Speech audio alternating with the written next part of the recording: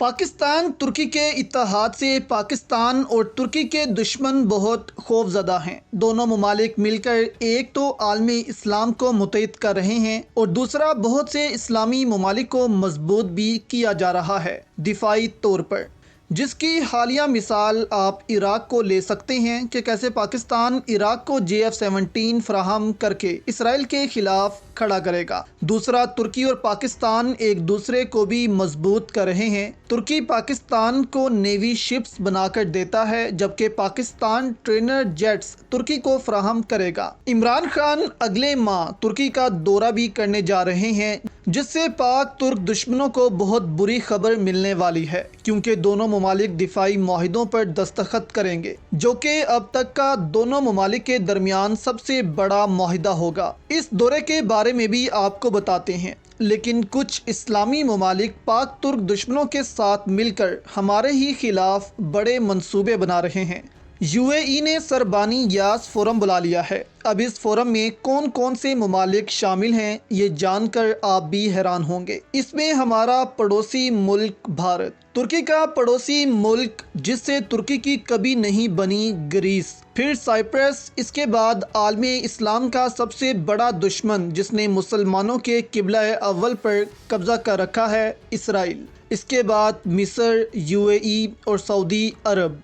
इन 7 ममालिक की बैठक होने वाली है दुबई में सरबानी यास फोरम के दौरान। सरबानी यास दरअसल दुबई के पास एक आइसलैंड है, इसका नाम सरबानी यास है, जिस पर इस फोरम का नाम रखा गया है। अब इन 7 ममालिक के वज़राए ख़ारजा इस फोरम के 12वें इजलास में शिरकत करेंगे, जिसका मकसद क्या होगा आपको बताते हैं। इस वक्त एशिया में जो इकनॉमिक कॉरिडोर्स पर काम किया जा रहा है, एक तो उबोर जो दुनिया का सबसे बड़ा कॉरिडोर है, दूसरा है CPEC, इसके अलावा अब ITI कॉरिडोर भी ऑपरेट हो चुका है, जो पाकिस्तान, ईरान और तुर्की के दरमियान में है, और पाकिस्तान ने तारीख में पहली दफ़ा ईरान के ज़रिए अपना सामान तुर्की पहुंचाना शुरू कर दिया है। इसके बाद पाकिस्तान उज़्बेकिस्तान के साथ मिलकर भी एक कॉरिडोर बना रहा है, जिसके ज़रिए पाकिस्तान, अफ़गानिस्तान और उज़्बेकिस्तान के माबैन एक ट्रेन सर्विस का आगाज़ होगा, जिससे पाकिस्तान को सेंट्रल एशियन ममालिक तक रसाई मिलेगी, जिससे पाकिस्तान की इंडस्ट्री को बहुत फ़ायदा होगा। इसके बाद तुर्की पाकिस्तान के लिए एक कॉरिडोर खोलेगा, जिससे पाकिस्तान तुर्की के रास्ते आगे यूरोप तक रसाई हासिल करेगा और अपना सामान बाय रोड यूरोप तक पहुंचाएगा। देखने में तो ये एक ख्वाब लगता था, लेकिन पाकिस्तान अब इसके बहुत पास पहुंच चुका है। अब इतने ज़्यादा कॉरिडोर्स बन रहे हैं और सब के सब चीन, पाकिस्तान, तुर्की ऑन कर रहे हैं। ये बात पाक चीन तुर्क दुश्मनों को हज़म नहीं हो रही कि ये इतनी तेज़ी के साथ इन मंसूबों पर काम कर रहे हैं। इसी को देखते हुए अमेरिका ने G7 ममालिक के साथ मिलकर एक कॉरिडोर बनाने का ऐलान किया था और खरबों डॉलर्स की रकम का ऐलान भी किया था, लेकिन अभी तक इसका बेसिक फ्रेमवर्क भी सामने नहीं आ पाया। इसी तरह UAE और सऊदी अरब तुर्की के सख्त खिलाफ हैं। इसराइल और भारत पाकिस्तान और तुर्की के इत्तेहाद के खिलाफ हैं। ग्रीस तुर्की के बहुत खिलाफ है। तो अब इन सब ने सरबानी यास फोरम बुलाकर पाकिस्तान और तुर्की के मुकाबले में आकर खड़ा होने का फ़ैसला कर लिया है। अब इस फोरम को बुलाने का मकसद इन मेंबर ममालिक के दरमियान कनेक्टिविटी को फ़रोग देना है। इस तस्वीर को देखें आप, इस तस्वीर को देखें आप और भारत से शुरू करें।